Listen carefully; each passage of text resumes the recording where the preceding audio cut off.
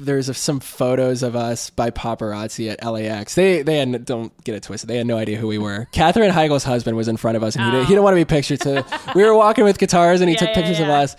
And a friend of mine found that and was like, "Oh my gosh!" And I said, "Okay, let me just put it straight to you. I remember that time. I was wearing $20 on sale Forever 21 boots, nice. And I was probably overdrafted like $5. Like I was not all that."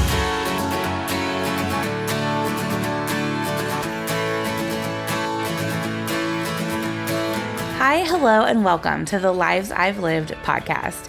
I'm Megan Asa, and this is episode 5 with Halen Bouhadana. This is a really fun episode where Halen takes us back to one of his past lives of when he was a touring musician. He also shares a little bit about what it was like growing up feeling a little out of place and the beautiful life that he's building right now. I really enjoyed this chat with my friend, and I hope you enjoy it too. Hi, Halen. Hi, Megan. I'm kind of nervous. I don't know why. Red light fever. I want to do a good job for you. Oh, yeah, I know. You'll do very well.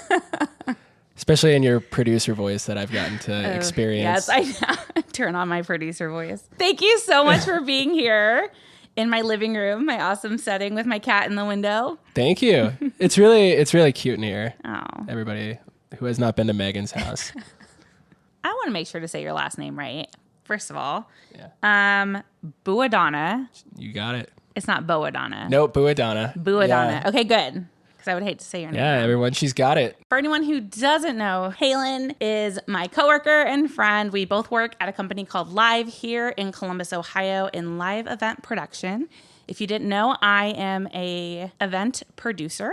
And Halen here is a production manager, and we do very similar yet different things in creating and making live events come alive across the country and globally. Have you done a global show with us yet? Yeah, in Jamaica. Right. Yeah. Not just because you're here, or you're sitting in front of me, but I still think one really fun one we did in February in San Diego. I think that's still the most memorable one. That one was so good. And our client was so nice. I think that's really part of the reason too. I mean, we worked really well together and I loved working with you.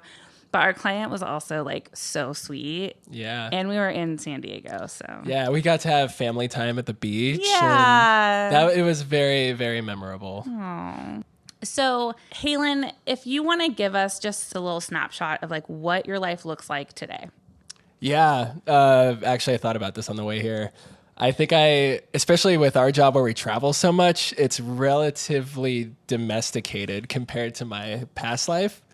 Megan sees me from 9 to 5, and then we do trips, and it's just a busy life. I come home and then I have a wife and kids, and kids bath time. We go to the museum, go to the library, bedtime. So there's more of a routine involved now in my life, whereas before it was just every day was so different. Yeah.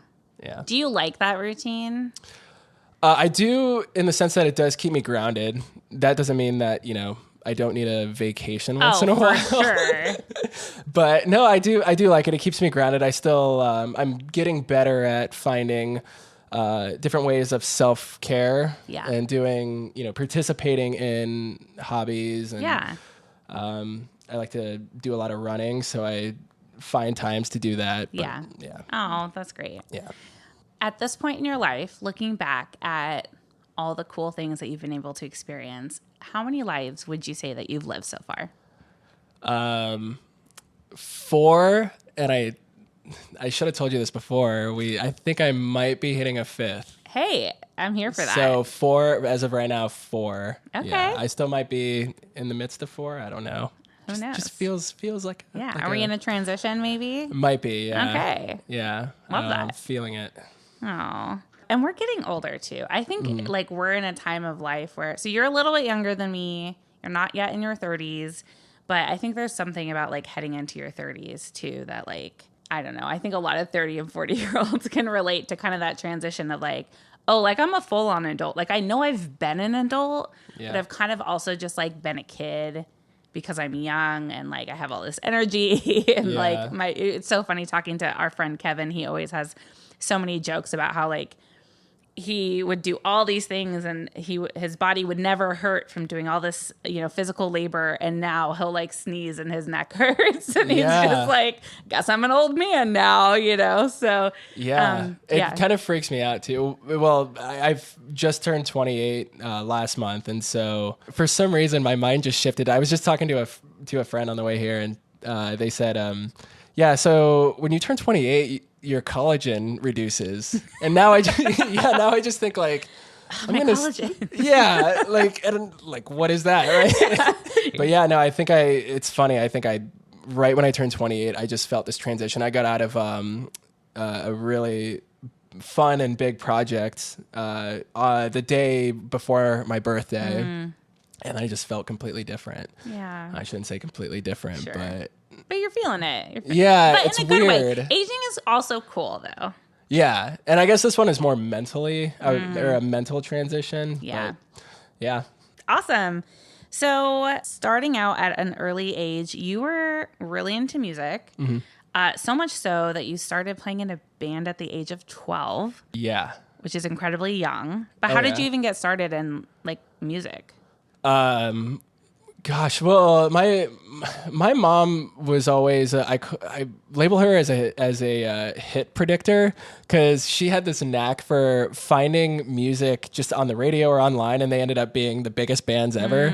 And so she was always playing music around the house. But my dad, before he got into corporate leadership, he grew up being wanting to be a rock star and all that. And so by the time my brothers and I were like 7 or 8, he started playing in cover bands. And so he turned a room in our basement into a studio.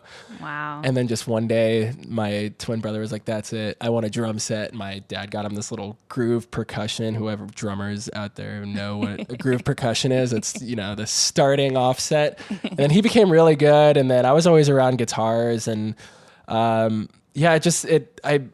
eventually, like a couple years later, I'm like, I'm going to actually learn how to play this guitar and not just strum open strings. Oh, sure. Yeah. So I didn't want a TV in my room. I wanted a computer in my room. So I would Google guitar chords, and then I figured out what guitar tabs were. And so I started to teach myself just so I could jam with my twin, who was so cool. My teachers always knew from my parents, like, wow, he's a great drummer. I'm like, I want to be cool too. And that still hasn't panned out because he tours all over the world and he's still way cooler than me. And I get asked all the time, like, his name is Noah. Wait, Noah, you're in town. I'm like, actually, I'm his twin.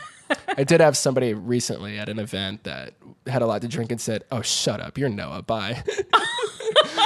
It would be pretty funny. That is funny. Yeah.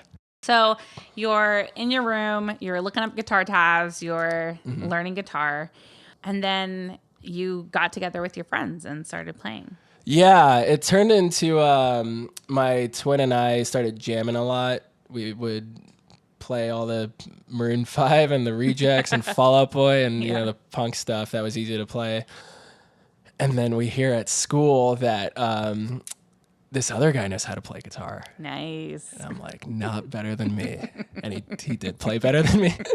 And so we put our differences aside and we started, and this particular person actually is a very successful musician now. This other guy we were talking about. I don't know if he wants me to name him or not. But yeah, it was my brother, this guy, and me. And these were in the days of MySpace, where a 12-year-old has no business being on MySpace, right? Right. And so I found this little venue called the Scarlet and Gray Cafe. Okay. I don't know if you remember that. No. Well, I'm a transplant here, so I don't remember. Right. I don't remember old Columbus fun facts, unfortunately. Yeah. And for some reason, a promoter was like, sure. I mean, you got to sell an obscene amount of tickets. Yeah. Well, so how, especially back in the day when there was less resources to like record or do all those things for amateurs or people starting out, like how did you convince this guy to be like, yeah, okay, you can come play? Like, did you have some sort of like demo or something you showed him? Well, so our singer at the time wasn't... it wasn't preferred by his parents that pictures of him are on MySpace. My parents could... Is the whole band 12? Oh yeah. Okay. Yeah, we're the same grade and everything. Okay. And so we didn't have a picture of us, so nobody could see that You were children. Exactly. Yeah. Or, it's like, Mom, can you pull out your Verizon chocolate phone and take a picture? And it's so pixelated that nobody could see that we were kids. So yeah, we showed up, but what was so cool about that, we showed up and played. We sold no tickets. We went on first. I was just happy to be there in my Abercrombie shirt. And we played with no bass player and just all these, Columbus is a hardcore scene, at least at the time, like just hardcore bands, post-hardcore, which I ended up falling in love with, that whole genre and that whole scene. But just playing all these like little punk songs and a couple originals here and there, just about what a 12-year-old lyrically has to say. We got so much applause from these older like hardcore bands, and it was really cool to get integrated that way. Yeah. I thought of it as we were cool, but rather they were probably more or less like, oh, look how cute these guys are. The guitar is bigger than this kid. They just wanted to encourage you. No, and I love it. And actually, I still talk to some of those people today. Do they still play, like some of those people who encouraged you in the past? Yeah, actually, they're more so in Noah, my twin, because he tours. He's still in that scene, and he's actually more in like a national and international rock scene now. And a lot of those guys made it out and became successful on that level. And so it's cool to see my twin interact with them. Like, oh, like after all these years of playing these shows, we're doing this and paying our bills. That's so cool. So yeah, that's kind of the gist of how we started. And then over time, we just kept playing like showcase after showcase. And academics went out the window for sure. But you graduated. I graduated, yeah. Okay. Yeah. So something that you told me one time is that growing up, you were on more of the shy and quiet side, which I can like kind of see, but also you're just super friendly and personable. So I'm actually kind of surprised as well. Yeah, I definitely went through, like when I know people and my cousins and they're family. I don't know if they're just being partial, but they're like, you're such a sweet kid. I don't remember those days, but yeah, I was pretty quiet and reserved because I don't think I had a lot in common with my peers. Yeah. I was trying to not be off-putting or be kind of standoffish to them, but I just didn't relate to them. I went to school with like, you gotta be a sports star and you gotta, be this and that and so on. And so I was bullied a lot for my appearance. And for some reason, I never wanted to appeal to those kinds of people anyway, personality-wise or anything. I definitely did not look like a cool person. I was always experimenting and painting my hair and painting my nails, and I guess cool is subjective, but I guess in their eyes, I wasn't really accepted. But I had friends outside of school, so going to school every day was kind of a drag. So I think I was just always so like, I'm going to keep to myself. I don't want to hear their opinions on me. Sure, you didn't find your people at school. No, they were elsewhere. No, I think that's the bottom line of it. And I think I definitely did have some insecurities. I don't know if I don't know if I could even dive into the potential trauma I had as a kid with with social interactions. Yeah. I was afraid of people's perception of me. I didn't want to hear it. I didn't want to know it. I think it even started like way back when I was like 5 or 6, and all the neighbor kids were just super mean. Oh my God. Yeah. I'm so sorry that happened to you. I mean, it's kids being kids. That's how I see it nowadays. Let's raise nice kids, people, now that we're adults, because kids are so mean. But I don't think I was ever mean to people. I think I was more just kind of mistrusting if I met somebody. like, oh, they're going to turn around and talk bad about my Yeah. skinny jeans. Oh.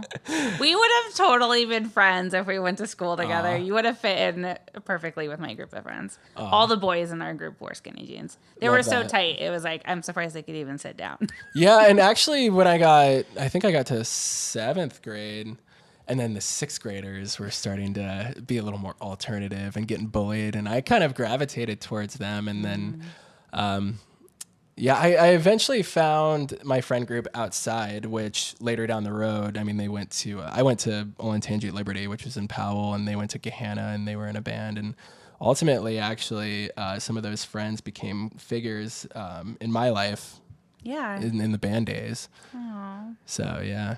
Speaking of your school that you just mentioned, you were in a band, Yeah. which also shares the name. Yeah.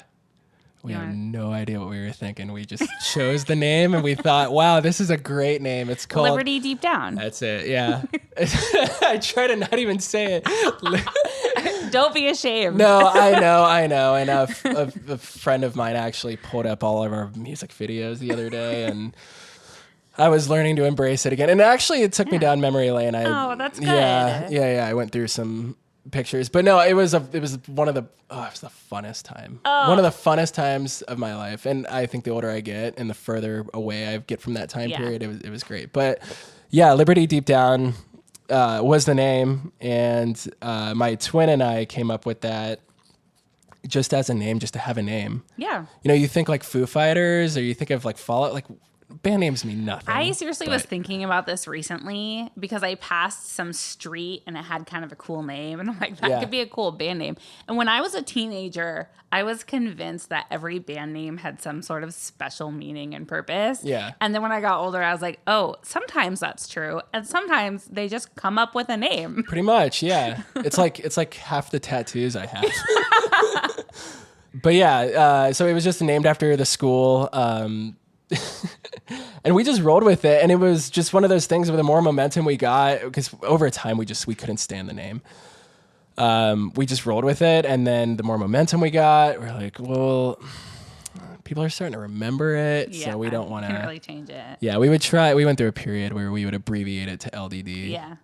And There's a band called Family Force 5. Yeah, I know them. And they moved to FF5. Did they really? For a minute. Yeah, they might still be like that. And I think maybe one of them left the band or something years ago, and so then they shortened it to FF5.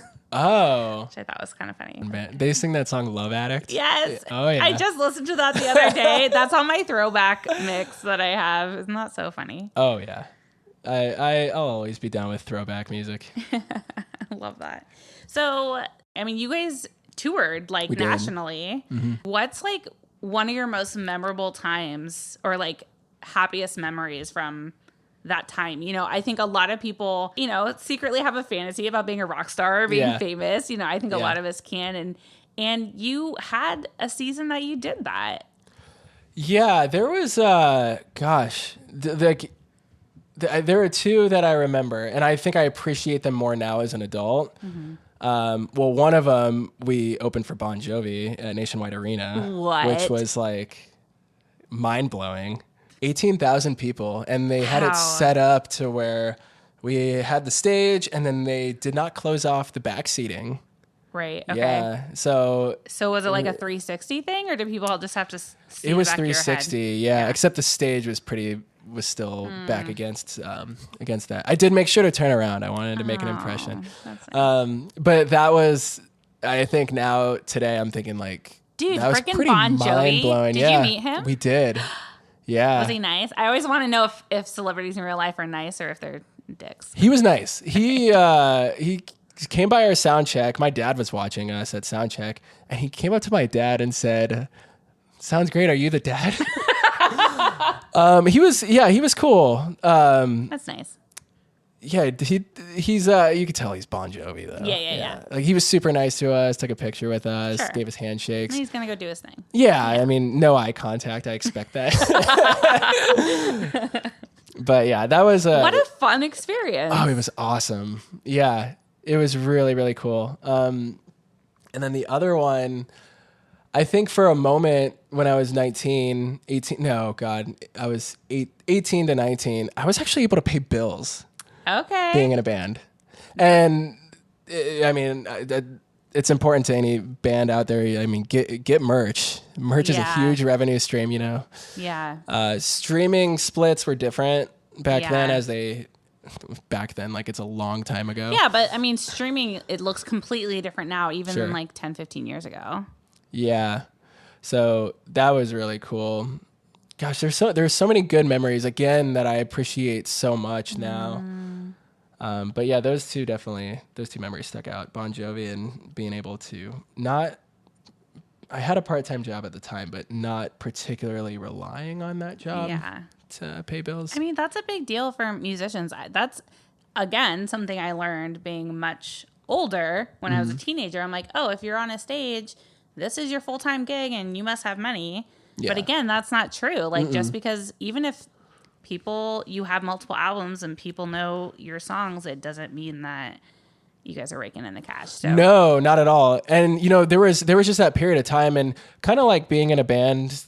Even so, today, I think it's actually even harder today to sustain for a while. But even then, like it would come in waves. Sure. So, in fact, I think I joked with my brother recently. There's some photos of us by paparazzi at LAX. They don't get it twisted. They had no idea who we were. Katherine Heigl's husband was in front of us, and he didn't want to be pictured. So we were walking with guitars, and he took pictures of us. And a friend of mine found that and was like, "Oh my gosh!" And I said, "Okay, let me just put it straight to you. I remember that time. I was wearing $20 on sale Forever 21 boots, nice. And I was probably overdrafted like $5. Like I was not all that. So that was just a fun little happy thing to inflate our egos. But yeah, it would come in waves, and then we would do another cycle, EP cycle, single cycle, and we would just have that dip where it's like, all right, well, we're just gonna go play cover shows and still not cover shows, but just these little festivals that were willing to give us some coin. Yeah. It wasn't like we're going to go out and tour and really do this. So it was not few and far in between, but there was definitely a season for those. Yeah. And then when we were off season, we were broke as hell. Sure. Did you enjoy performing? Like, did you enjoy being on the stage and like seeing fans and that lifestyle?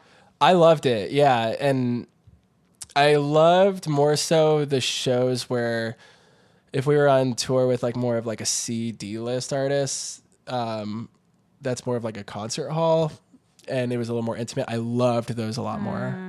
I don't think people realize that when you're on this giant stage at a pavilion or an amphitheater and you have all these people in front of you, it's so much more isolating. Yeah, because you can't really see anybody. No, you got security down there, and I loved it. I really, really did. It was one of those things where my twin and I, we were always, when we were in elementary school, we were like, we just want to perform. And we thought like the idea of setting up your instruments on a stage, we were geeked out at these little bars where nobody was going to come through the door. It was just being there to do that and the anticipation to perform. So I loved it. I loved creating, the production for it, the backtracks for it, our intro. What is our intro going to look like? How are we going to look? What kind of moves are we going to do? Not that they're ever synchronized, but yeah, all of it. I loved so much. And I'm just getting so happy talking about it right now. Oh, good. But I don't know if I could perform like that anymore. Lack of collagen. Whatever that means. So I do kind of want to say something because it makes me laugh, even though I know you might roll your eyes. Sure. But when I was researching you, because I knew you were in a band, and so I'm like, okay, what does the internet have to say about this band? Or like, what do they have to say about Halen? And I found an IMDb profile for you, and it told me that you were also a model and an actor. Not really. Our band manager at the time, he actually was like, hey, if this band doesn't work, my parents were like, you better come up with a career.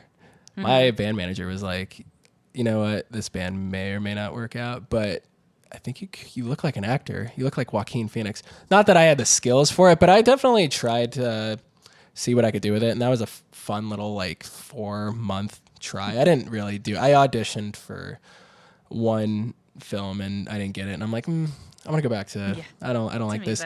And I was modeling only for a company that made hats here in Columbus, and I'm not a hat person, but your hair is too good to put it under a hat. Thank you. And I guess I'm not 6 foot. I'm 5'11", 5'10". I make my hair really high so I can be 6 foot. You gain a couple inches. Yeah. So no, I those were little things on the side. I thought maybe there's another avenue. Yeah. But I went back to music, and I'm glad I did that because that's when we started to get even more momentum where a lot of the cooler opportunities happened. That's awesome. Yeah. So something else that IMDb told me was that your dad used to know Johnny Depp. Yeah, you gotta associate, right? You gotta the IMDb profile, it's like if you're trying to be an actor, you gotta sure. You gotta really 100%. plug but and I loved associate. finding it. Yeah, they were friends growing up. They were in bands together.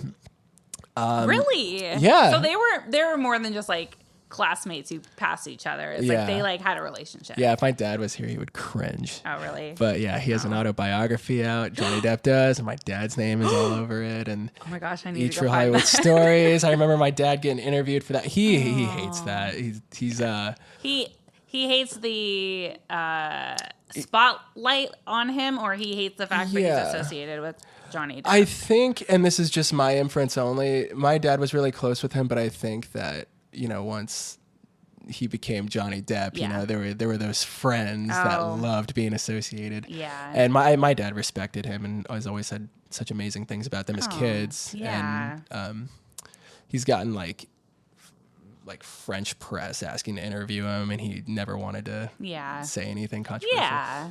But he hasn't seen him since like 2009 maybe. Yeah. But my brothers and I are always like, why would you never hit him up? Yeah. You're like, we want to meet Uncle Johnny. Yeah. Dad, hook us up. Yeah. So that's a fun fact I always forget about. That is a fun fact. I forget it, and so I love to remember and think about the fact that my dad was pretty cool because he was also I mentioned that he was in a band with Depp, and so Depp, like I know him, Johnny Depp, and so they were two figures in the Miramar, Florida music scene, which is really cool. What did your dad play? Guitar. That's awesome. Played an Ibanez Destroyer for any guitar nerds out there. Does he still mess around? He's borderline retired. He became he was in corporate leadership and followed that path and made a really good life for himself. And now I think he's starting to get back into it with just like little like flamenco and he sends me bits and pieces of what he makes now, and it's cool. Oh, that's fun. Yeah. Have you ever heard of it's a celebrity chef.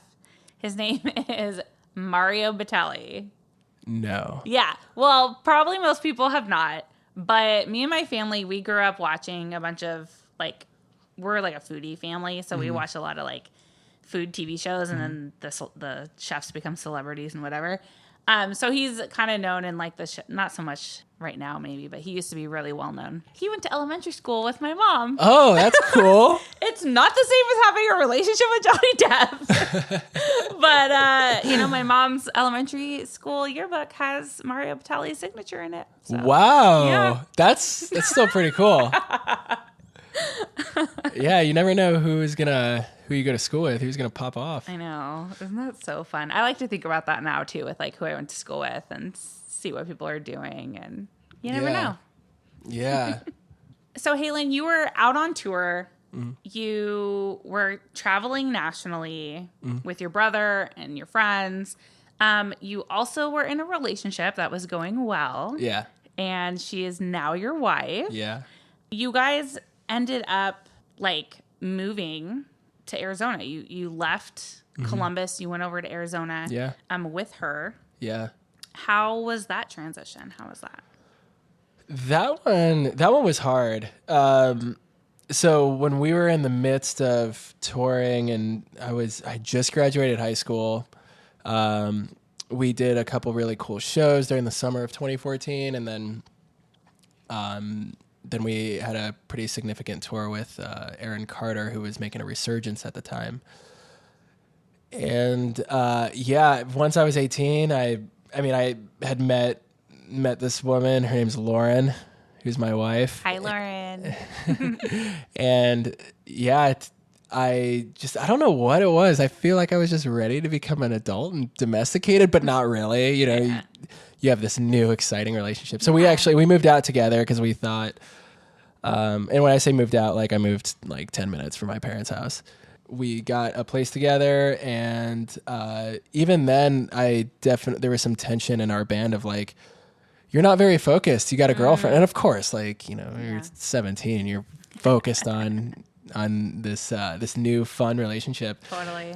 And so then we lived together. The band was still pushing through, and she was she was a hairstylist, and she had a very consistent schedule, very consistent revenue stream, and she had very consistent income.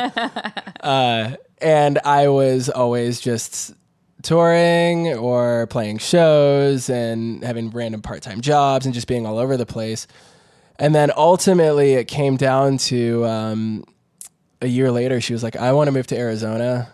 My parents moved there, and I had never been to Arizona, but I was so committed to this relationship that I just remembered the tension that I had even just moving 10 minutes away from my parents' house with this band. They're like, what are you doing? You produce our music, and you and your brother, run the social media. Like, I think they were worried about that. And so it actually was like 4 months of me being just scared to say that I'm going to move. Oh, yeah. Especially because we were just having, we were making strides, especially in the live circuit, to where, eventually I just thought, you know what, I kind of want to change. It was just, again, me just thinking, okay, I want to grow up, but I still don't want to let go of this band. Yeah. So I remember the text I sent. I'm like, okay, guys, you're right. You've been right all along. I am moving, and I will fly back, and I will do this, and I will do this. And I like to think that I did follow through with that. I moved to Arizona with Lauren and her family. And funny enough, that's when we got a new management at the time, and we had better opportunities. I was always struggling to balance out, trying to make a life in Phoenix, but also trying to make this band work that was in another state. And I was just on airplanes flying back all the time and putting the airfare on credit cards and just indulging in, it was very difficult because I was indulging in very destructive patterns. Like, I wanted to have everything. Sure. And I couldn't. Yeah. So it was a very difficult time. And then we did some really cool stuff. I did start to party a lot. And when I say party, just started to drink a lot, and I wasn't even 21 yet. And this is like out on the road with the band and stuff. Yeah. I started to just kind of, I don't know, like indulge a little bit more. And so, sure. It just turned into me just always like, I'm going to come home and then I'm going to live off of whatever I made. And which it was very little financially. And luckily we were still okay enough to live, Lauren and I. But then it's like the next week, all right, I got to go back by. And it's like, this isn't the relationship she wants. And this isn't the relationship my band wants. So I eventually had to come to that decision. And also things internally were happening in the band to where I very much was just, they're going to hate me for saying this, but I positioned myself to get kicked out for reasons. I eventually left and just thought, you know what, I need to stop being a bitch and figure out what I want to do. Do I want to pursue this relationship? Do I want to pursue a band? Yeah. And that's kind of the gist of it. But it just, the band just wasn't for me. It wasn't enough for me. Yeah. My relationship was. Yeah. And I just had to really be honest with myself And that actually, more so than just moving to Arizona or moving out, that's what made me grow up. Not just going through the motions of what adults do. You know, you move out of the state, you go live. It was really just having those challenges, and that challenge in particular of being definitive. And my dad says those kinds of challenges come, I think, 5 times in your life, which that was the first. Yeah. So that's that whole story. And then, my twin, was still in the band for a little bit, and then he ultimately became honest with himself and realized he wanted something different too. So yeah, I think that's a familiar tale. You know, I think that we hear bands come and go all the time, right? It's very rare to have a band with the same members who've lasted 20 years or you know, whatever. Like, they exist for sure, but I can only imagine how difficult it would be to maintain relationships, personal relationships when you're, I mean, I understand it to a degree because of what we do and we travel for our work, but it's not the same. And I have different friends who are married, who are musicians. And I can just imagine that it's tough. Yeah. And furthermore, there was just a reality check that kind of hit me too, where we had like a level of adoration enough to inflate our egos a little bit, but we didn't have as much. And we found this out later just from doing what bands do when they're ready to kind of sell off into, you know, the label world and all that. And we just we realized we didn't really have what the public wanted. Like, we weren't going to be, at least I don't think we were going to be sustainable. And so having that dose of reality and realizing, wait, we're not as big as we think we are. And of course we're going to think we're huge. We're teenagers. Sure. It was part of my pros and cons list for sure. Yeah. And yeah, it just, it was disappointing to realize that, I didn't think we were it. And sure enough, we weren't. Yeah. But it led to me actually going into wanting to produce, because I was obsessed with the production side of stuff. Yeah. And with all these, you know, hands in the pot with us and our management, and we had, you know, other outside songwriters and outside producers, like that kind of got stripped away from me. And it turned out to be my only enjoyment towards the end, if I just wanted to produce and make songs. And so once I was out of the writing room, I was kind of like, that's kind of solidifies my decision. Yeah. You know? So I didn't have much more creativity. And so I was ready to move on. Yeah. So, you know, speaking to that, you ended up eventually in Arizona opening a recording studio. Yeah. So you did get to produce and record with musicians. Yeah. I moved to Arizona and had all these like apartment leasing jobs and property management jobs, and realized that that's not what I want to do. I don't want to deal with snotty residents. No, anyway, I hated those jobs. So I opened a little recording studio out of my apartment, my 2-bedroom apartment. Love that. And it was, it was fun. I loved it. And then I was the resident making loud noise at 2 p.m.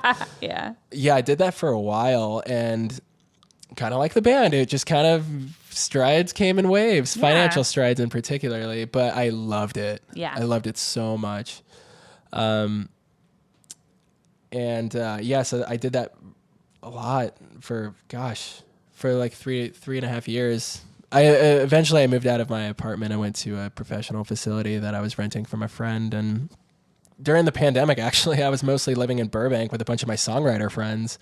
Wow. And I got to work on some cool stuff. I got to work on a couple Plain White T's songs that never got to see the light of day. Oh, no. I got to work. I was in Phoenix is so big in the EDM world, and there was this big EDM circuit there. I got to have my name credited on, I don't know DJs very well, but I guess on some cool DJ stuff. Yeah. And I got to meet a lot of people, and then It's so fun. Then I had kids. I'm like, I got to go get a job. Duh, duh, duh. You know, it's so hard with the arts. I mean, just hearing you talk about, you know, following your passion and doing music and producing, but also needing to like put food on the table. And now they have kids. And that's unfortunately, such a common theme with anything in the arts, whether you're, an actor or a musician or a painter or a ballerina. Like, unless you're the it person, you're like trying to make it happen. And that's such a bummer, because as creatives, we want and kind of need those outlets, but as people who aren't creative in those ways, they also need that, like, to receive that and like experience that and be a part of that. But it's such a hard thing to, I bet there's so many people out there who are talented and passionate who no one's ever heard of, because it's just really hard. Yeah, it definitely is. And even when I was doing when I was producing, I loved it so much, but I had my good apples that, were really serious. They're like, I want to do this. And they were challenging me. And funny enough, like, I hardly charged those clients. I'm like, I just want to make something amazing. Yeah. And, I'll, get what I deserve down the road, whatever. But a lot of the times, to put food on the table, it was recording some people that really didn't care and were terrible, and it wasn't feeling challenged. Like, they were terrible musically, and I'm sure any producer now can relate to this. Yeah. But it taught me so much about the industry, the music industry, and just the publishing side, and just how awful of a business this music business is. And I still have friends now that my best friends are able to conquer it, and they remain strong with it. And I respect them, because shortly after having kids, I was just like, thanks for playing. Yeah. I don't want to run a business right now anymore. I think I burned myself out pretty quick on producing. Yeah. And also it was at a time too where the pandemic came to a close, and we wanted to buy a house and just, become a little more stable, especially that was around the time we found out my second boy was on his way. So we moved to Ohio and achieved what we wanted to achieve, luckily. And I still have yet to set up another studio. Yeah. Do you ever think that's something you'll do?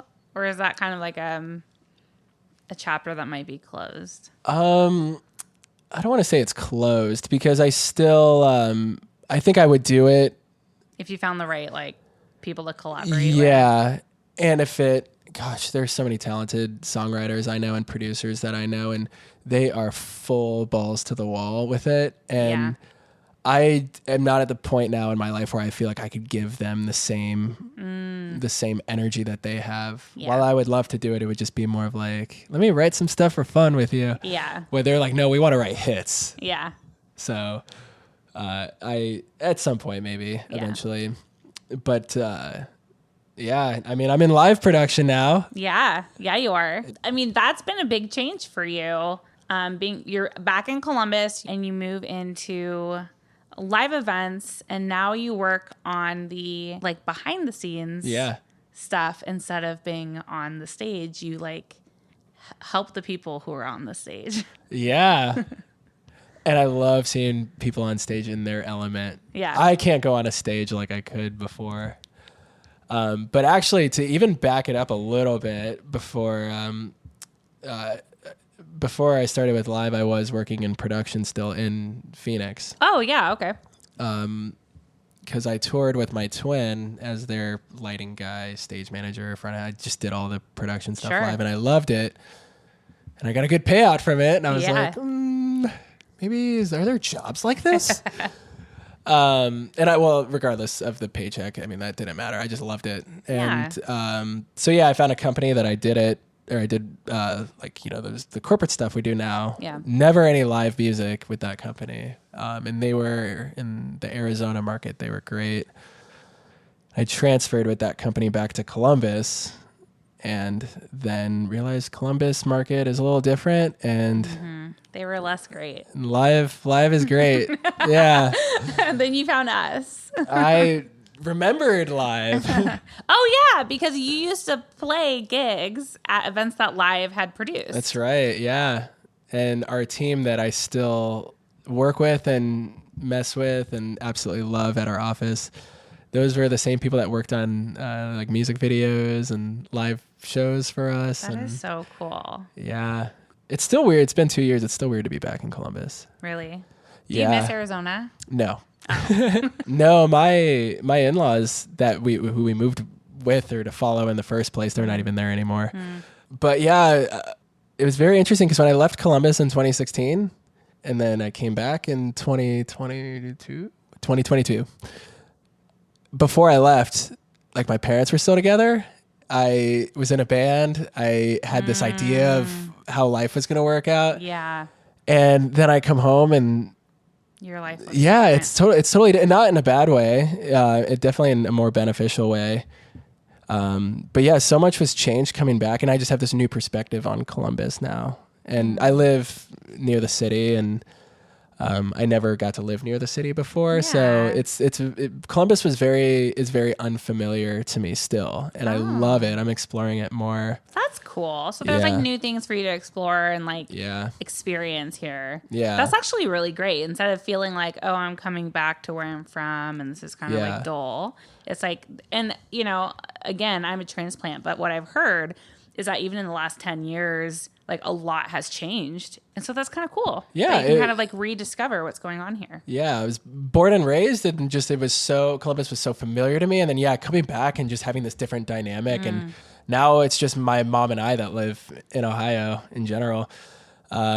It's really, it doesn't feel like Columbus to me coming back. Yeah. And is that like a good thing though? Oh yeah. Oh yeah. Yeah. I love it. But you feel like, does this feel like home? Yeah, definitely more so now. I came back actually and I'm like, what the hell is Bridge Park? That was a Wendy's and a Tim Hortons.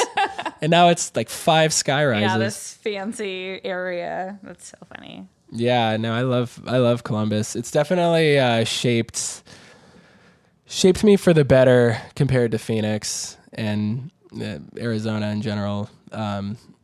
It's a good place to raise a family too. At least I think we have so many resources and libraries, and kids are always going out to several parks and museums. And I feel like every episode I've had so far like promotes Columbus. Like we're the best. See, boss. But it's because people who live here really like it. I'm trying to combat all the negative memes on Columbus. I know. They are funny though. They are. And some of them are very true, but no, Columbus is really nice. Yeah, no, Columbus is definitely home. So you mentioned that looking at life now and looking at it, how life was for you when you used to live in Columbus, and it looks a lot different than you were expecting back then, which doesn't mean it's bad. It's just different, right? You are now a dad. You work this unique job that sometimes is 9 to 5, sometimes is out on the road for a week plus. How are you enjoying this season? How are you enjoying being a dad and doing the things? Oh, I love it. I love it too. And summer, I've never liked the summer until this summer. No, because you guys like did fun stuff. Yeah. You and I had a lot of projects, but just you and I talk about DIY projects all the time. Yeah.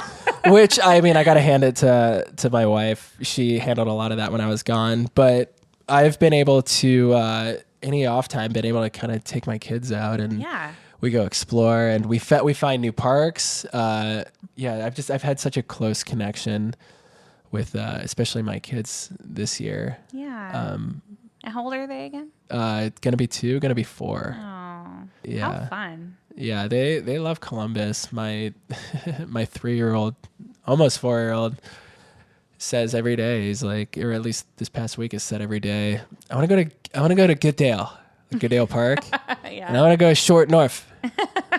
He wants to go to Short North to get a milkshake from UDF. Nice. But they've taken me around Columbus now. Oh. So having these experiences with them has been great. And the fact that like because you're not on tour, you have this time to like connect with them and be with them. Yeah. And gosh, I haven't toured since I was a stage manager and lighting guy in 2021. And so, I mean, our job is kind of like touring sometimes when we're gone for a week at a time. Yeah. But for me, at least, I'm lucky because that's a few months apart from each other. Traveling is a few months apart from each other. Yeah. Yeah. So anytime that I get to be with the boys, we always try and just do fun stuff and just really enjoy what Columbus has to offer. Shout out Columbus again. We love you. Just looking back at your life, are there any lessons that you learned when you were younger, maybe out on the road or in school, that you like carry with you now? That I learned and brought with me. I can't think of any particular one, but I could give you what would I say to my younger self Yeah, that I let's hear learned it. today, what I would tell little Halen. And this actually happened with like member changes. When I was in a band, or this happened with, giving up on a business I started that I just couldn't, keep going, is just being realistic and really look at the results, and also think about others. In this case, my family. Just because I love, pursuing something at the time, and I'm so engulfed in the passion of it. I can't keep them suffering just because I need to constantly be away and do this and not be able to provide all I can. Yeah. Or I guess all they deserve. So I guess, being realistic on what I'm doing. Also, I think the really big one would be slow down. An example is I was happy to have moved out at 18, but all of my friends stayed with their parents until they were 22 and had a savings. Can you believe that? You're like, savings, what's that? No, it was worth it in my case, but Sure. yeah, just like these crazy, You're like spontaneous. I take pride in them, Yeah. but in these spontaneous adventures and major changes, Yeah. just at the drop of a hat. Yeah, just slow down and think it through a little bit. Yeah. And our move to Columbus was actually one of those. As we keep talking about Columbus, was one of those times where we really thought about it. And sure enough, after thinking it through, it became the most fulfilling. But yeah, definitely just take my time a little more. Oh, that's good. That's wise.